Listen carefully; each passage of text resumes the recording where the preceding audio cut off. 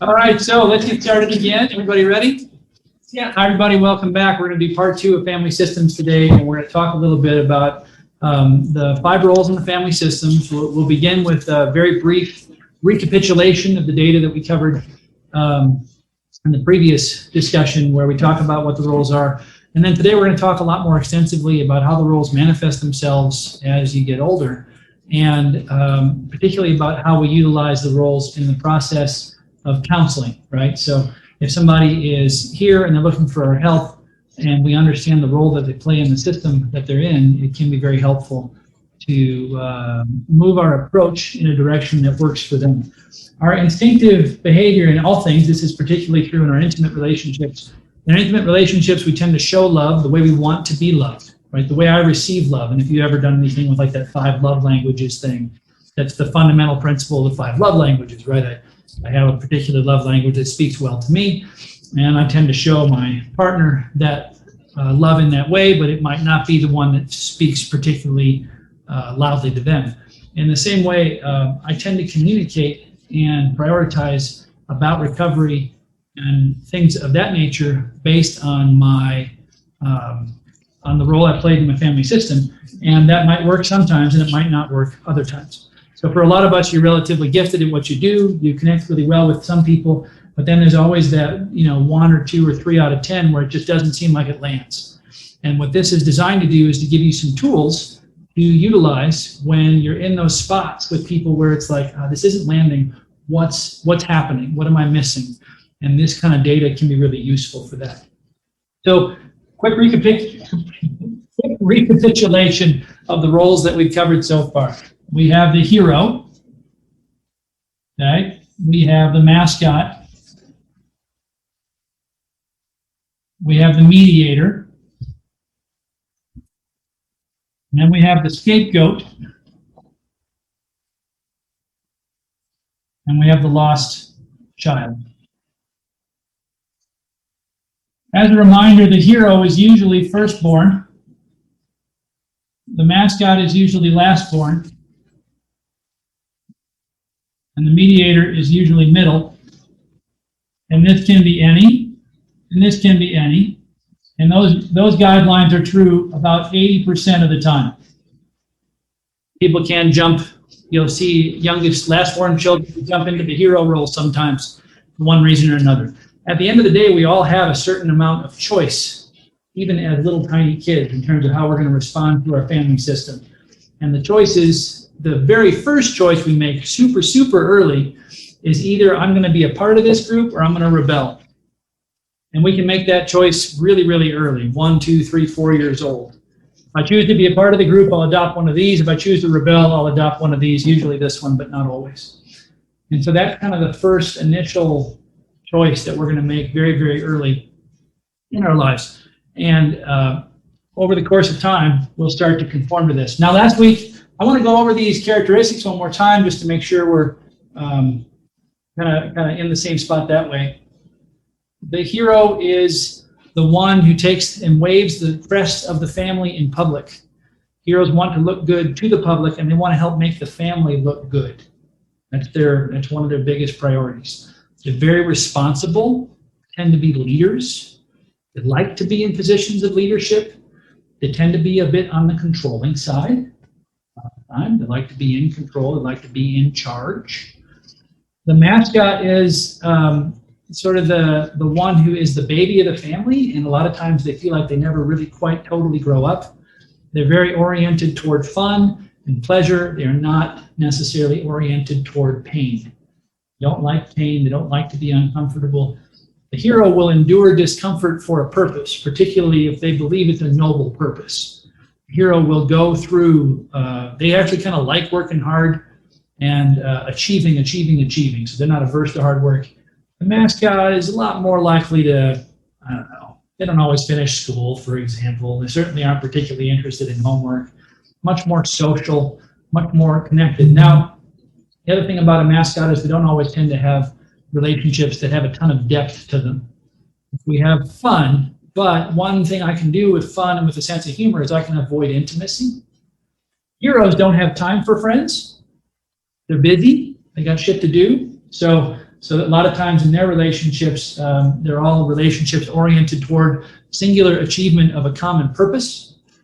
And then the mediator is the next one, and mediator tend to be the middle children. They're skilled in negotiating and keeping the peace between, a lot of times, the hero and the mascot. And so they very much love to be at peace and to be settled. They will come into a system and seek homeostasis. They'll seek to have everybody be okay. They'll work really hard. They sometimes can put up with a lot of crap for a long period of time. So they'll take a crappy relationship or a crappy job for a long period of time, and then what will happen is about every 6 months they'll completely blow their lid and just start yelling and screaming and throwing things around, and everybody's like, what the heck happened? And they feel the same way. They're often horrified by the fact that they just lost their temper, and then they go back to kind of being compliant and complacent and being part of the process. They're really, really effective in terms of parenting, especially. They tend to be really stable caregivers. They tend to be really steady and predictable in terms of friendships. They value in-depth friendships. They definitely are, of the roles, they're the ones that have the most comfort with sharing, although sometimes they take a while to get to know you. They tend to be a little bit shy socially, they can be quieter. Not necessarily a lack of confidence, they just are completely fine if everything's okay with letting everything stay okay. Not necessarily one to rock the boat. So they definitely do not rock the boat. It's a big principle there. Mediator, again, friendships with great depth. Scapegoat is the one who does the anti-hero. They do the exact opposite of what the hero is expected to do. If there is a class they can skip, they will skip it. If there is trouble they can cause, they will cause it. They do not like to be overlooked. They do not like to be ignored. Nobody does. The hero doesn't either. But they will respond to being overlooked with seeking out negative attention.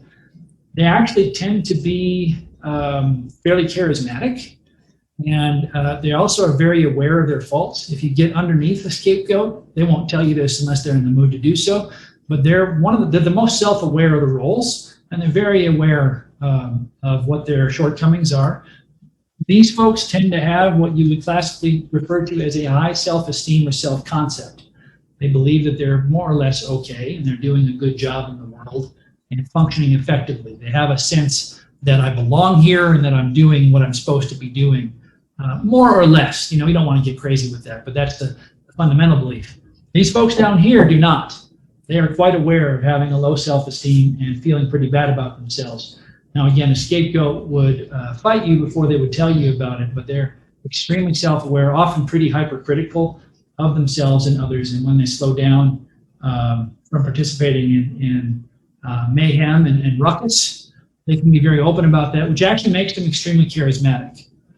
A scapegoat can be very attractive to people of the opposite sex because they're or the same sex, that's part of how they roll. They can be very attractive to potential partners because, again, they're very self-aware, and there's a certain amount of confidence, isn't the right word, but they're just really assured. They know exactly who they are, even if they don't like it all that much.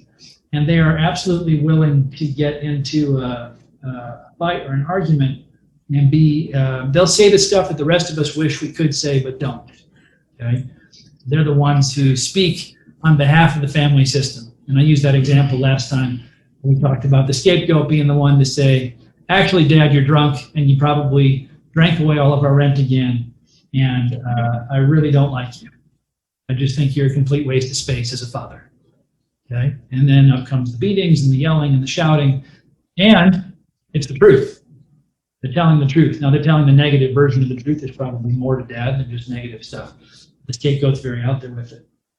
Lost child, in contrast to the scapegoat, they tend to be a bit on the disheveled side. They tend to be They are more attracted to the idea of being alone. They see themselves as apart from other people.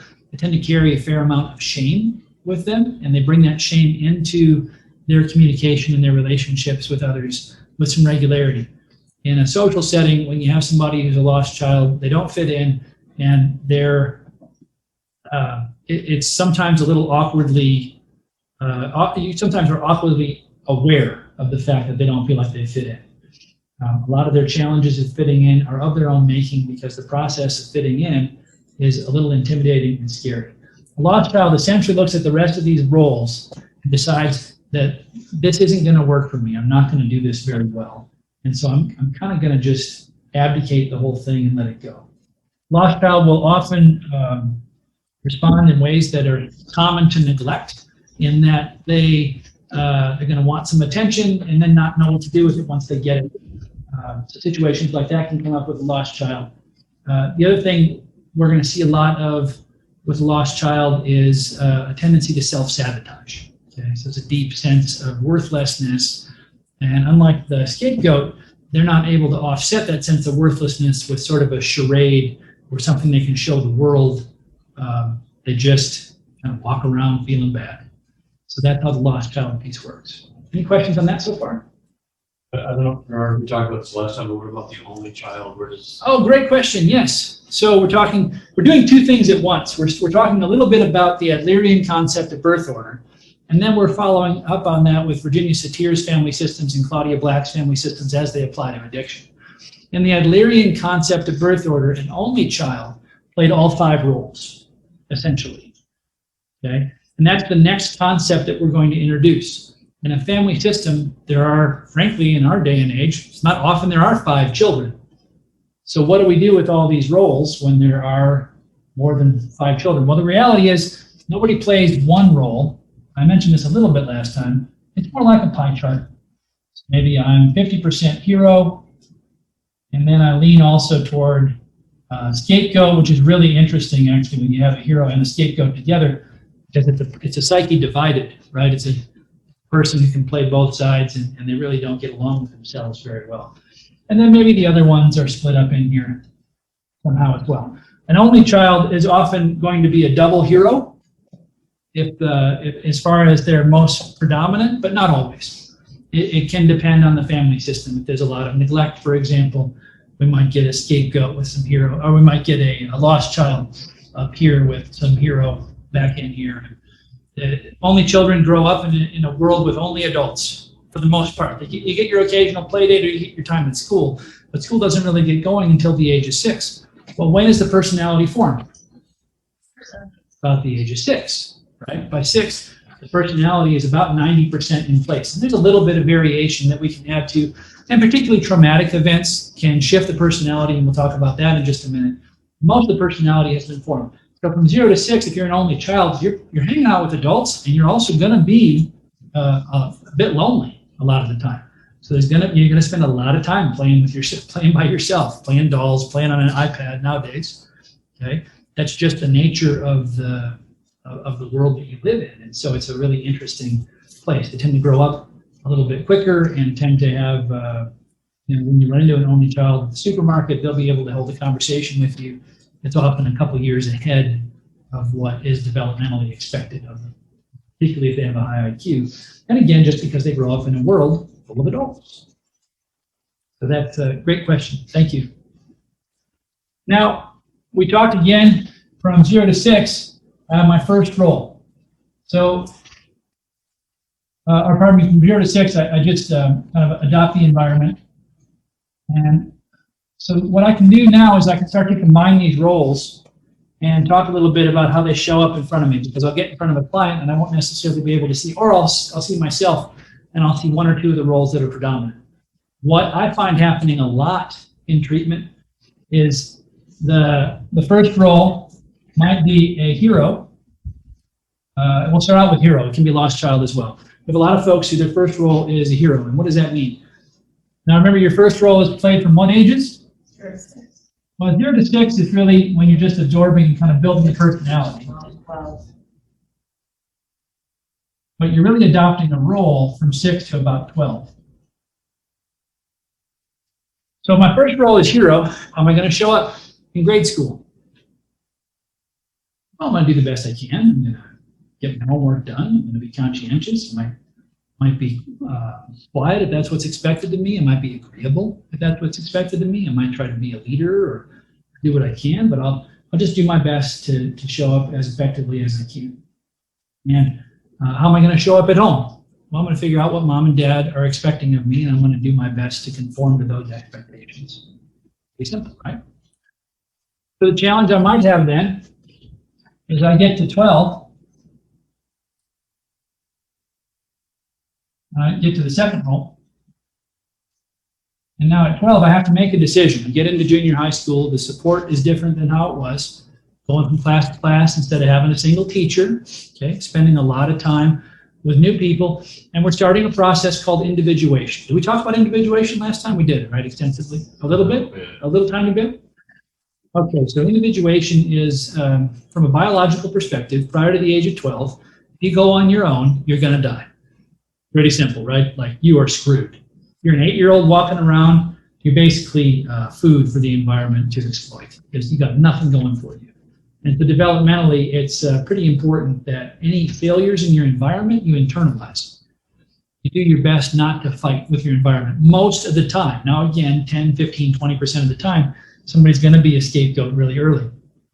And they're going to fight with their environment. But there's usually a limit to it. Anybody ever see a mom at the supermarket say, you come with me or I'll walk out? And then she walks away, right? The kid throws a tantrum, mom walks away. What happens? It stands up and follows mom. What's she doing? Well, she's pinging his attachment system. At a core level, the kid wants to revolt and wants to fight and wants to have an argument. And mom says, well, I will just terrify you into compliance. Not necessarily a tool I would recommend in terms of effective parenting. It does work, though. It works really, really well. Because what? The child on an intuitive level understands if mom walks out the door and I don't find her again, I'm going to die.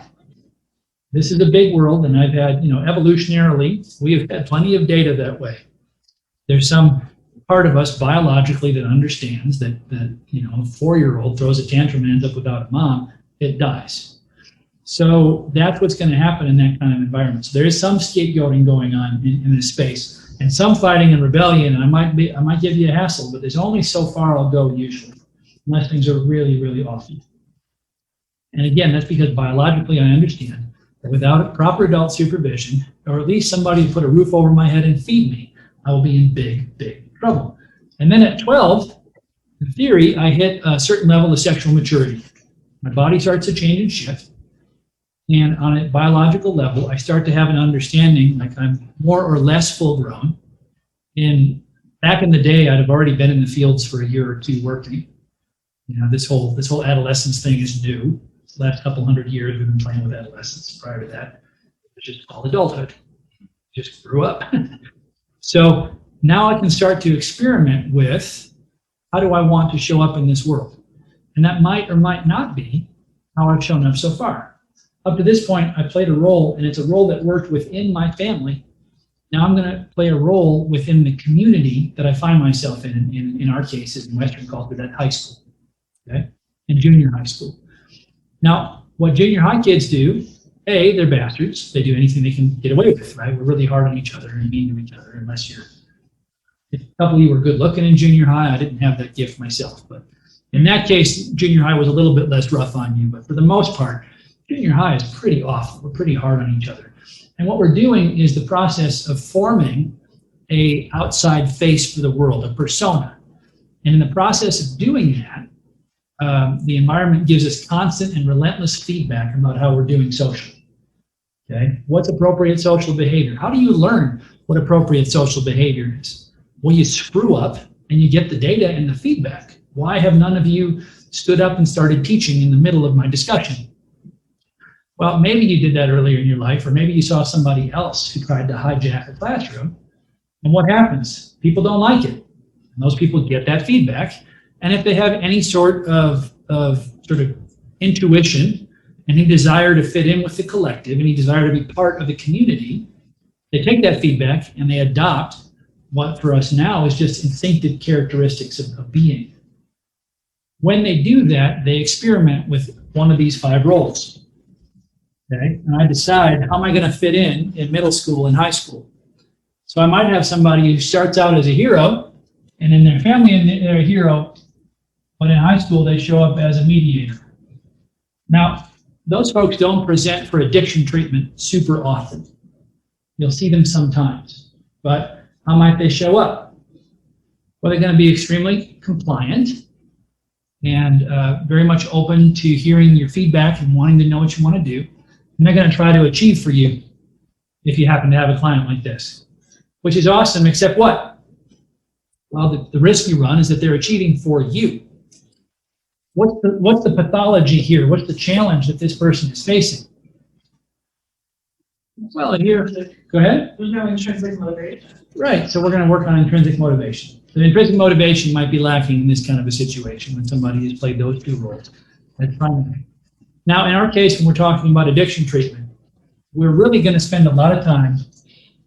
Now, remember, these are, if you want to get a fancy term, these are ego syntonic, and these are ego dystonic. Basically, this is pleasant, and this is not as pleasant. Okay, the downside of this is I live in response to my community, and at times I can hide from the truth as a result. Hero is not aware of how much damage they've gone through. That's a general rule. Mediators also, and mascots in particular, what's the number one source? How do we succeed in adolescence? Well, one of the first things we have to master is this skill here. Denial. Okay? You got to learn that you can't wear your heart on your sleeve. If you're vulnerable in the community, depending on how hard and how harsh a community you come out of, you can really get hurt. Right? You have to show some sort of strength or at least competence. Hero works on competence. Mascot works with charm. Okay? Mediator tries to stay quiet and keep everybody happy. Scapegoat just fights. And lost child generally just fails, more or less. That's part of things. Okay? But the long and short of it is, in order to survive into adulthood, you have to go through a really significant amount of denial. And particularly in order to survive in here. Because again, I cannot hold my family system accountable for its failure when I am before I am at least sort of capable of surviving on my own biologically. I will not do it. What that means is, as part of denial, is I'm going to blame myself, and I'm going to let my parents off the hook. Now we get into some challenges here. We get to the blame the parents question. And we also get into the idea of how effective is it to acknowledge what happened if I'm going to continue to live with it.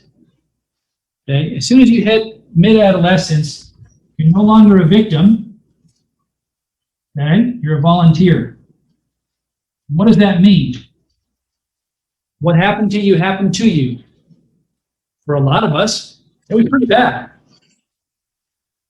What's the difference between denial and then moving into a space where I juice whatever happened to me and play the victim? Okay? So the victim role is what happens to me when I say, Mom and Dad did this, and therefore I'm a drug addict and I can't get better. That's why I am the way I am. That's why my dad beat his mom. That's why I beat my girlfriend. Okay? I'm a victim of my circumstance. The culture was really hard on me. Everybody was super mean to me at school. I was a minority in my class, and everybody came after me. Okay? Am I a victim? Okay? When do I go from victim to volunteer? What does that mean? It means simply this. I'm not responsible for what happened, but I'm responsible for how I respond to what happened. That's a really important part. However, it doesn't mean that what happened didn't happen. And when I act in denial, I will often unconsciously move into a victim stance. So when somebody goes from denial into a victim place, I don't think of it as somebody adopting a victim role. I think of it as them acknowledging the victim role that very likely they had unconsciously adopted already. And that's an important distinction to make. And then my job as a clinician is to move us victim to volunteer. Yes, that happened. Yes, it sucks. How are you going to handle it now? Now the next question, and that's actually also sometimes where trauma treatment can come in really, really handy. Because if how I handle it now is a psychobiological experience, then when I move through the biological experience and start to shift that, and that's where the somatic experiencing pieces and the EMDR pieces come in so handy. If I shift the way that moves and works in my brain, I feel a little bit more empowered and I move more into the volunteer place. Is this making sense? Is everybody kind of smelling what I'm stepping in? So that's also really important as it applies to these roles. Okay, these roles are chosen, and you can choose the positive and the less positive elements of them. And that's part of my job when I'm working with clients, is to explain, okay, here's where you're at. These are the choices you've made. Most of these choices you're not even aware of. Okay, most of these choices you haven't even decided. So my first job, draw them into consciousness. My second job, how do you want to show up now? So with a hero and a mediator, there's going to be a crap ton of denial. And I get most of these folks show up in my private practice office, and they have no idea, they don't have any idea how little they understand of what they've gone through. Okay? And I'll have them do what's called I have them fill out a form telling me about the family of origin, and I can kind of pick up like, okay, well, this is this is that, this is that. And they show up and they just want me to solve their problem. They have a problem they don't know how to solve. That's why everybody goes to therapy to begin with. The problem is if I solve your problem, you'll just find a new one. Because the cause of the problem is actually the problem. The solution just creates a new problem. One of the most dangerous things you can do as a clinician is to solve someone's problem. Because you're not taking care of the underlying thing, the underlying pattern that's creating it. And so they'll go get a new one, and a lot of times the new one is worse. I was just talking this morning with somebody about domestic violence, and we should do a thing on domestic violence one of these days. But the biggest challenge I see with people who are early in their career in domestic violence is they advocate for the victim, which you would think makes a lot of sense. But the problem is the victim has an underlying pattern most of the time. Now, there is 10% of the time where they just get in a relationship with somebody who's genuinely narcissistic and a little bit evil, maybe a sadist or something like that, who's really, really manipulative and dangerous. But a lot of the time, you're just talking about two people who don't have very good tools for relationship and who have a history of violence in their past. And if I just advocate for the victim and tell the victim, you got to go, you got to go, you got to get someplace safe. The good, and again, in extreme cases, you do have to do that. Challenge is, most of the time they don't leave, and they'll turn against me. The other problem is, a lot of the time they do leave, and they get better for a little while, and then what do? They either go back, or they find a new one. And in my experience, a lot of times the new one is a step down. And very rarely is it a complete step away, even if it's a step forward. And so what that begs the question is, well, then how do I handle that? Well, I look at the patterns underneath it, and I help the individual come into contact with those patterns and resolve them. Because we don't have time to go at great depth into domestic violence treatment today, but it is just a worthwhile thing to understand. We're really looking at the patterns that cause the problem. And these roles are those patterns a lot of the time. Questions? Yeah, I'm just wondering, so like, you know, when you talk about like sometimes it's less than the first one. Yeah. Or they do like cross addictions also. Oh, sure. Yeah, cross addictions will show up there too. Okay, so what we're going to find a lot of times in treatment, there's going to be a scapegoat in one of these two places. So a hero scapegoat is a really common one. I'm killing it until about 7th grade. And then in 7th grade one day, I realized, I call this the fallen hero, I realized that hero isn't going to work. Now, the other thing you can get, I want to mention too, you can have a hero, okay? And those are people that perform pretty highly. They do pretty well. They don't show up for treatment very often because they don't ever do anything that would get you addicted to stuff. Alcohol treatment, when in their 60s maybe, because alcohol is socially, not marijuana, you know, in 30 years, marijuana will sort of be that same way, where it's socially acceptable, and so they're going to stay within that realm, and they may be a functional alcoholic underneath everything, but this is, the hero scapegoat is the one who gets to junior high, and they realize that the role doesn't work for them anymore, for one reason or another, and they'll often have a specific memory or an experience where they realize, oh, this isn't going to happen. Okay, my dad is never going to see me. Why do I keep getting A's? I keep getting A's. I come home. I try to get my dad to acknowledge me, and he do it. Well, I'm really mad about that, and now I have a little bit of courage going on with me because my hormones have shifted, and I'm going to be a little bit sassy, and I'm going to break some stuff and run away. Wait a minute. Now my parents can't keep the damn eyes off me. Now, it's not a particularly positive experience, but I'll tell you what, I haven't been lonely lately. I'm sure I've gotten a lot of attention. Well, I'm gonna try this whole rebel thing out, take this for a ride and see how it goes. And you know what? You know what else is happening here? When I'm at school, people pay attention to me too. In fact, if I act out sexually, I'll get a lot of attention. This is great fun. Okay? Or maybe I don't have the means to act out sexually, so I act out with drugs or with alcohol or with fighting or whatever I need to do. And there's two great benefits from that. The biggest benefit is power and control. Those are the two biggest benefits. A scapegoat has a tremendous amount of power and control in any situation they happen to be in.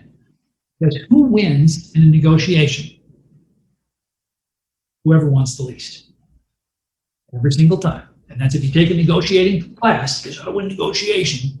One of the key points is feeling what you actually want, okay, and pulling backward. And the person who wins is the one who wants the least. So your job in a negotiation is figure out what your person wants and want that less, and you will win. So all I have to do in a relationship with you, if you love me, you want me to do well, so I can hold myself hostage more or less. Whoever wants the least will always win. I will get the attention and I will get the power. And the other thing is, we talked about the goodwill hunting thing in the last episode, the last discussion. I can decide if the ass whooping is coming. I can decide if it's coming no matter what. It sure is a lot more fun if I get to decide when it comes. If I'm going to get in trouble, if you're going to scold me for my A-, I'm going to get grounded for 2 weeks because of this thing. Why don't I get grounded for 2 weeks for breaking the fucking window? That sounds like a lot more fun than getting grounded for 2 weeks for something I tried at, didn't meet your criteria for success at. So let's see how this thing goes and take it for a ride. And so a lot of times when people come into treatment, they're a scapegoat here. Sometimes what'll happen is I'll discover they were a scapegoat down here, and then moved into the hero role up here. When I say hero role, we can actually take this and put it on top.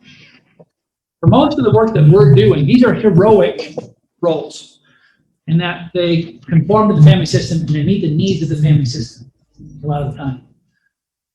So I can be a scapegoat here and a mediator up here. Okay, this works better for me socially. I'm gonna fight with my parents as a kid. I'm gonna be a rebel and a naughty kid. Once I get into school, I'm gonna really find a place with a nice group of friends. I'm gonna join the marching band. Okay, in the marching band, we're all kind of cool, chill people. Maybe I'll be the rebel of the band. Woo! Okay, so that's the scapegoatiest thing I'll do. And I can move in this direction. So we can really interchange these. Where things get interesting from a clinical perspective is when we're working with the lost child. So we're going to get to that in a second. The lost child piece is probably a really common combination I have. Is this one. So let's spell this out. For the first 9 or 10 years of my life, I am the recipient of a significant amount of abandonment and neglect. I am not necessarily, I don't really have a place. I don't know where I fit.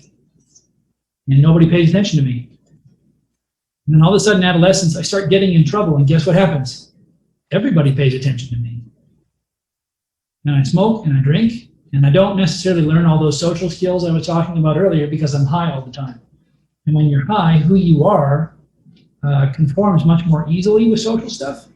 All your anxiety and pain and discomfort is hidden from you. And so then I say to somebody, hi, welcome to treatment. Give up everything that works here and do this again. And what do they say? Man, take a leap. I won't do that for all the tea in China. This is the hardest role to play. Nobody wants to be this person. It is really, really difficult. All of the blame in your environment gets foisted onto you. Who is the hero blame? Scapegoat. I've got a mediator. Or they blame the other ones too. Anybody else? Basically, the old saying goes, shit rolls downhill. Right? So we blame in the family system. It just, dad comes home and hits mom, mom spanks the kids kick the dog, off we go. So throughout the process here, this is where the shit stops rolling. Okay? This is where I absorb the crap of the family system. I often really, really feel like something is deeply, deeply wrong with me. And if I have a scapegoat layered on top of it, I don't want to take it off. Don't want to do that, because what's the alternative? Hey, you're 30, you don't have an education, you don't have any kind of career. There's not really any prospect for you to be successful in the environment outside of being a bad boy. But the bad boy thing isn't working for you either. You're not smart enough to keep yourself out of jail. So I think you should stop being a bad guy, and I think you should go work at Taco Bell. Now, if you work hard and show up, in a year or two, you'll have some actual life skills. And if you work the steps, you'll probably be a person who is enjoyable to be around. And you might find that you actually are relatively successful in this world. But for a couple of years, you've got to go back to being nobody. See where it's a tough sell? Starting to see why our recovery rates are 10 or 20%? Who on earth wants to do that?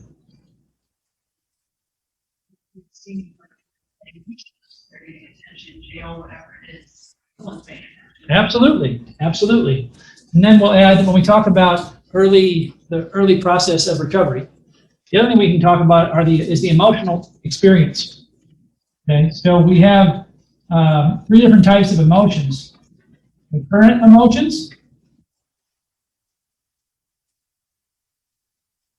carried emotions,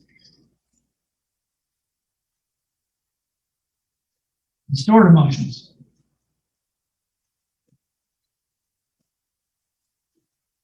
If I come in, and this is actually true for all the roles, if I show up here at treatment, my current emotional experience is going to be one with a fair amount of negativity. We don't know what that's going to look like.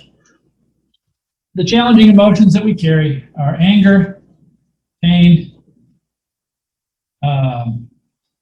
fear, shame, and guilt. And this is Albert Ellis's work, and he says this plus joy is the 5 core emotions, and all the other emotions that we have can really be boiled down to this.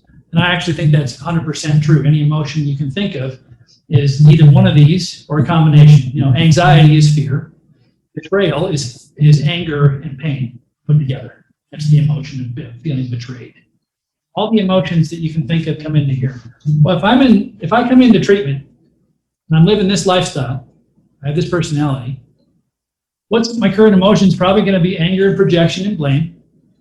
If I have some hero in me, and the more denial I have, lost is the biggest on the denial one, the more blame I have to have.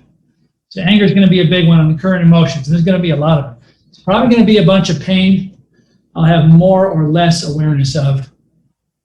Fear, depending on my circumstances, can be there too if I'm involved with the Justice Department in some respects. And then shame and guilt, I'm usually not super aware of, is my observation. Some people really are. Now, stored emotions. What's a stored emotion? Anybody remember, we'll go back to junior high school again. You remember in junior high when everybody called you, basically the most awful thing you can think, like your biggest fear is for someone to call you whatever. Insert the name here. I was a pretty nerdy guy. I'm a little bit mildly autistic, just a teensy bit. And I have a flat face. Everybody thinks I'm mad all the time. If I'm not like, hi, how are you? If I'm not engaging people. That's just how I look most of the time, right? So people, and I'll do that at parties. Hey guys, you want to see something funny?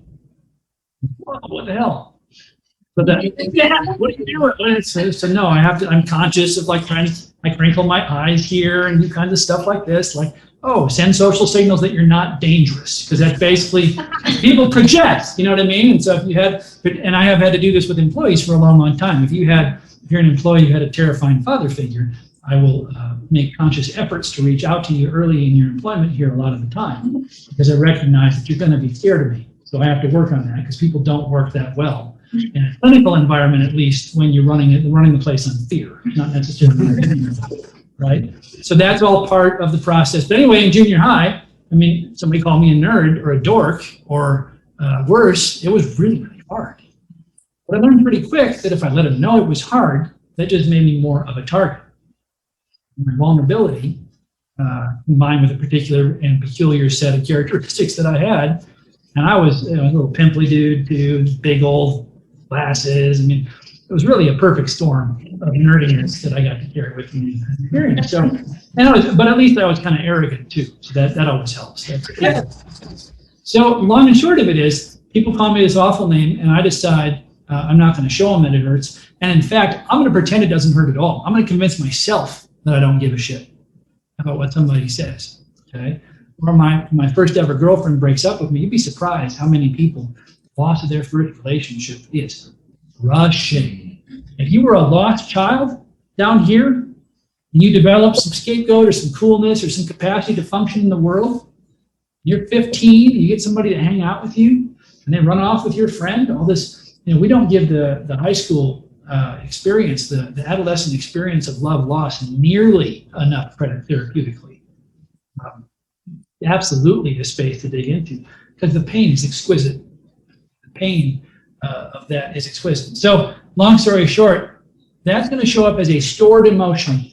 And if you've ever had a chance to talk to somebody about something that was painful from their past, you have uncovered their stored emotions. Okay?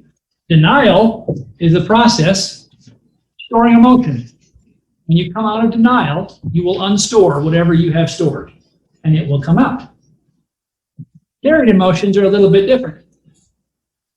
From 0 to 6, you absorb things in your environment. And one of the things you'll absorb in your environment is the emotions. Okay? And you have a 4-year-old toddler who is enraged all the time. It's not coming from the toddler. And if you've ever hung out with toddlers, 4-year-olds aren't toddlers. If you've ever hung out with 4-year-olds or toddlers, you can usually hang out with them for a fixed period of time and get an idea of what's going on at home. Not hard to see. The kids, my first job out of out of undergrad. My first job out of undergrad, I was very excited. I got a 4-year degree. I paid $80,000. I spent other people's money for $80,000 in a 4-year degree, and I got a $10 an hour job as a teaching assistant at a preschool. My first job out of school because my girlfriend's mom ran the place, and I thought, well, I just need to get a job, so I'll get a job. And it was pretty unique and rewarding. It was daddy practice, and it was very helpful. It was very helpful for my later part of my career to have that exposure to human development. And the kid who got hit at home hit at school. The kid that didn't get hit at home didn't necessarily hit at school. That's one of the things you observe. Wow, how interesting. But carried emotions, another example of the carried emotion is go to a rock and roll concert.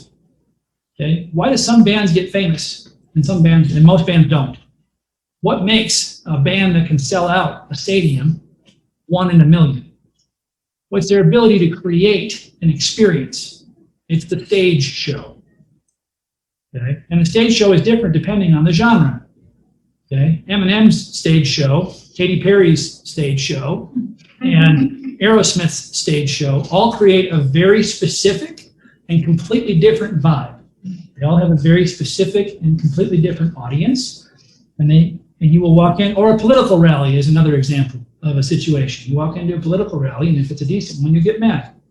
Because anger motivates people to do shit, like canvas and do the stuff that I need you to do if I'm a politician. So we're going to spend some time getting you good, hot and bothered and mad, ready to roll. And if you've ever had the experience of being, if you've ever had the experience of being in a mob, it's a very dark feeling when you see that whole thing sort of start to come down. People have a shared nervous system, and you can pick up emotions and carry them out of that shared nervous system. All right, so what do drugs and alcohol do? Well, they anesthetize our emotions. They're anesthesia. They make them all go away. So here's my sales pitch to the new client who comes into treatment. Hi, nice to meet you. I'm so glad you're here. Let's take away your primary coping mechanism, which is being bad, and let's move you back into a space of complete vulnerability where you're going to be overlooked by everybody you know, particularly your family member and the people who are closest to you. Let's take away, on the street, you're somebody, but out here, you got to go work at a pretty menial job and move to the bottom of the dominance hierarchy. Also, you've been stuffing these emotions. We're going to go ahead and let all those out. And what the carried emotions that a lot of us come out of our family, fear and shame and guilt and pain, the tough ones. The stored emotions from our past. Nobody stores up all their joy. Okay? Nobody's repressing all the love and affection. I joke with my clients about that all the time. I got a guy I can think of right now. He said, I said, I'm running late to my session the other day. I said, I'm running a little bit late. He said, I'll start crying to get ready. I'll start crying to prep. It was really, really funny. And he said, why, and this is a very successful human being. Why, Greg, is this happening to me? And I said, well, you didn't spend 50 years of your life repressing your joy and your passion and your love. You know that stuff. You decided you had to be everything to everybody, and that means stuffing down all this other stuff. And it just sits there.